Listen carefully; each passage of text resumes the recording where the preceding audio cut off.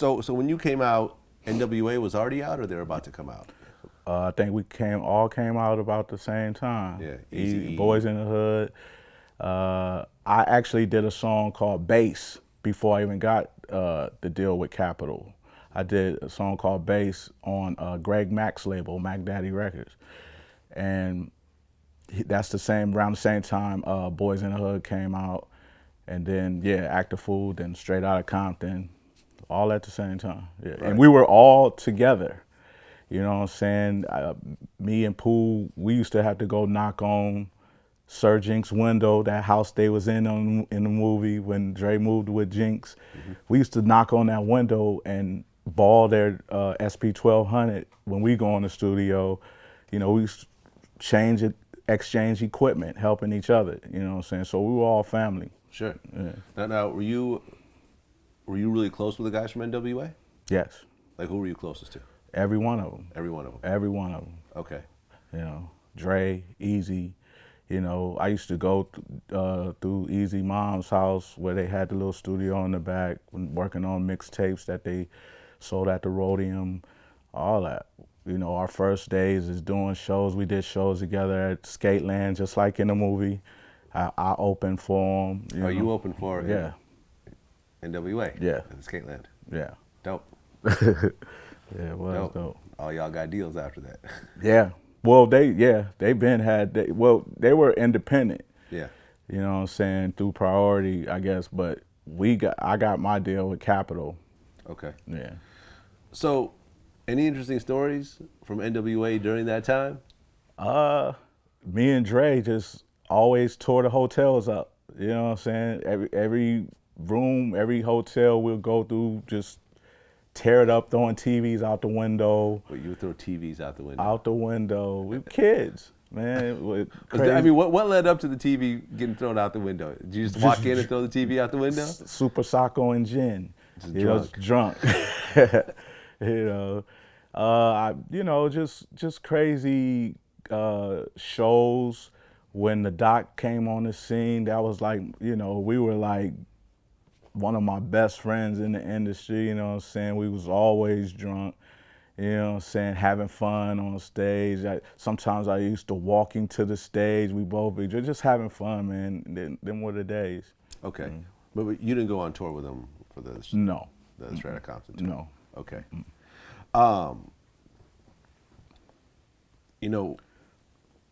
You're cool with N.W.A, but then N.W.A starts to kind of splinter apart. Yeah.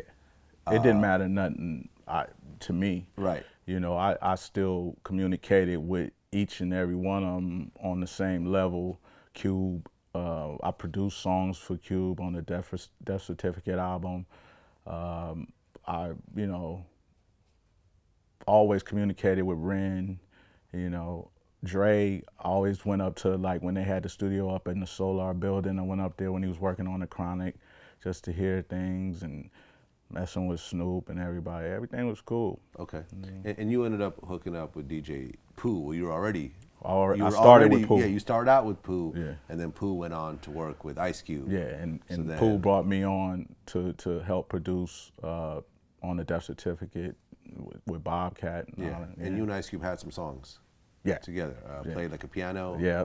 And, we did Play Like a Piano, Don't Put a Hole Before the Homie. Yeah. A few things. And then he brought me on Colorblind on the Death Certificate album. Yeah. So who was Deadly Threat?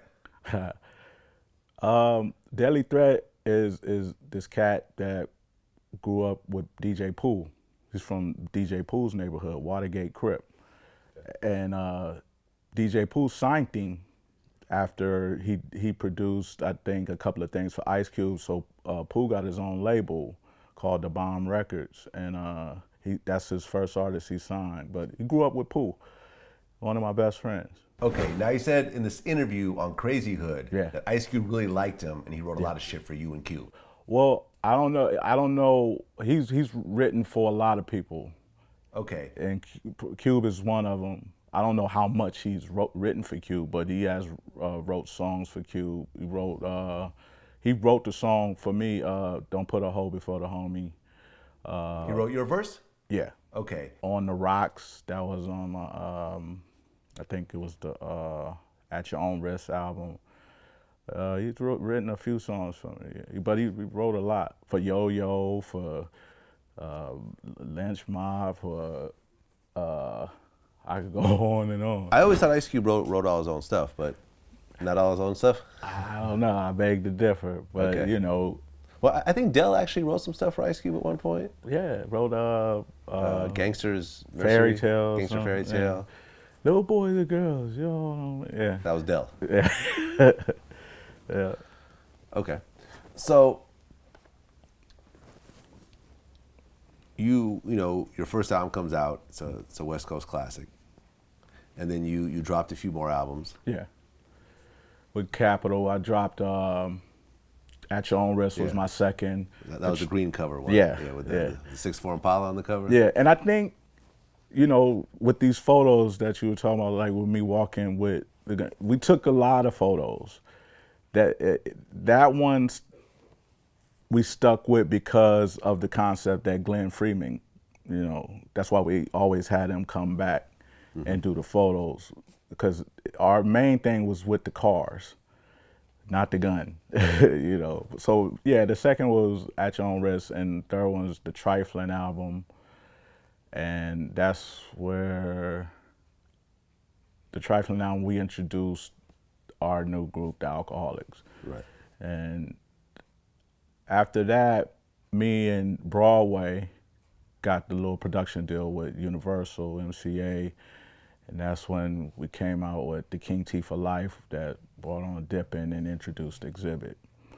Right. Yeah. And then, I mean, and I used to actually work at SRC Records, which used to be Loud. Okay, yeah. Which is who signed the Alkaholiks and Right. stuff like that. And Yeah. I guess the Alkaholiks were signed to Loud Records before Wu-Tang. Yeah, yeah. Well, E Swift, from what I'm hearing, had a lot to do with Wu-Tang getting that deal with Loud and things like that.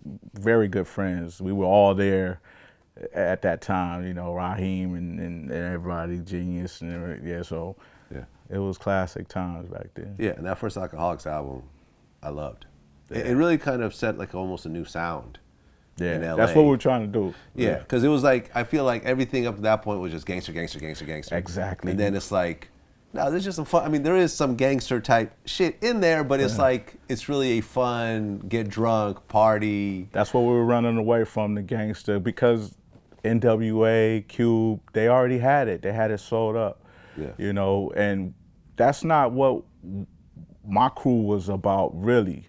We were trying to shy away from, we like doing shows and getting drunk and having the girls pull their titties out and throwing beer on them off the stage. You know what I'm saying? That's what we really were about, you know, and that's where we wanted to take our stuff to, just partying and having a good time instead of everything so serious. How did Exhibit come in the picture? That kid was just running around, you know, battling, you know, killing the Wake Up Show, and he will always, you know, talk about being down with the liquid, you know what I'm saying? And we went and grabbed him because he was just tearing it down, and we was lucky to get him.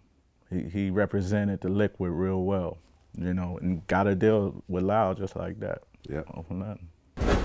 I'm a fan of Drake. I'm a fan of the idea of Drake, so no disrespect against Drake. What do you mean by the idea of Drake? What does that mean? Meaning that if he has a ghostwriter, he's an idea. He's not, meaning that it's a perception created that he's not really writing the lyrics, and it's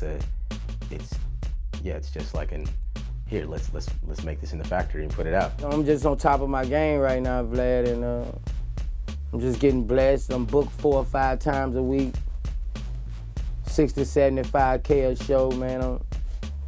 I'm winning right now, man, and I'm just steady trying to increase my hustle.